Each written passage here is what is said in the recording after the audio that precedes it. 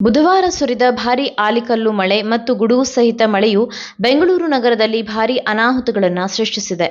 ಇನ್ನು ಮೇ 1ರವರೆಗೆ ಮಳೆ ಮುಂದುವರಿಯುವ ಸಾಧ್ಯತೆ ಇದೆ ಎಂದು ಹವಾಮಾನ ಇಲಾಖೆ ಮುನ್ಸೂಚನೆ ನೀಡಿದೆ. ಹವಾಮಾನ ಇಲಾಖೆಯ ಪ್ರಕಾರ ಇಂದು ಕೂಡ ಬೆಂಗಳೂರಿನಲ್ಲಿ ಗುಡುಗು ಸಹಿತ ಆಲಿಕಲ್ಲು ಮಳೆಯಾಗುವ ಸಾಧ್ಯತೆ ಇದ್ದು, ನಗರವಾಸಿಗಳು ಎಚ್ಚರಿಕೆಯಿಂದ ಇರಲು ಸೂಚಿಸಲಾಗಿದೆ. ನಿನ್ನೆ ಬುಧವಾರ ಒಂದೇ ದಿನ ಸುರಿದ ಧಾರಾಕಾರ ಮಳೆ ಹಲವು ಜೀವಹಾನಿ ಹಾಗೂ ಆಸ್ತಿ ಹಾನಿಗೆ ಕಾರಣವಾಗಿದೆ. ಮಳೆ ಸಂಬಂಧಿತ ಘಟನೆಗಳಲ್ಲಿ ಒಟ್ಟು 10 ಮಂದಿ ಮೃತಪಟ್ಟಿದ್ದು, ಬೌರಿಂಗ್ ಆಸ್ಪತ್ರೆಯಲ್ಲಿ ಗೋಡೆ ಕುಸಿದು 8 ಮಂದಿ ಸಾವನ್ನಪ್ಪಿದ್ದಾರೆ.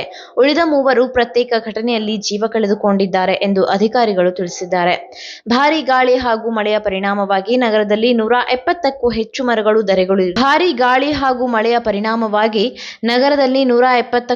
ಮರಗಳು ಧರೆಗುರುಳಿದ್ದು 408ಕ್ಕೂ ಹೆಚ್ಚು ಮರದ ಕೊಂಬೆಗಳು ಮುರಿದು ಬಿದ್ದಿದೆ. ಇದರಿಂದ ಹಲವು ಪ್ರಮುಖ ರಸ್ತೆಗಳು ಅಡಚಣೆಗೆ ಒಳಗಾಗಿ ತೀವ್ರ ಟ್ರಾಫಿಕ್ ಜಾಮ್ ಉಂಟಾಗಿತ್ತು. ನಗರದ 5 ಪಾಲಿಕೆಗಳ ವ್ಯಾಪ್ತಿಯಲ್ಲಿ 68ಕ್ಕೂ ಹೆಚ್ಚು ಪ್ರದೇಶಗಳು ಜಲಾವೃತವಾಗಿದ್ದು, ಜನಜೀವನ ಅಸ್ತವ್ಯಸ್ತಗೊಂಡಿದೆ.